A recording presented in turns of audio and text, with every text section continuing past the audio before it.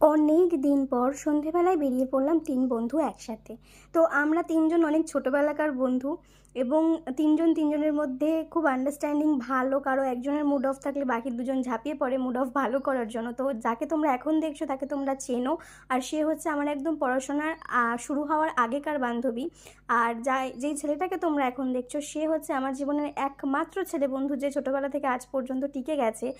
অনেক বন্ধু-বান্ধব এসেছে জীবনে, কিন্তু তারা সেই জায়গাটা বজায় রাখতে পারেনি বলে তারা আজকে আমার লাইফে নেই। কিন্তু এই ২ জন ছিল, এখনও পর্যন্ত আছে এবং আমি আশা করব যে আগামী দিনেও থাকবে।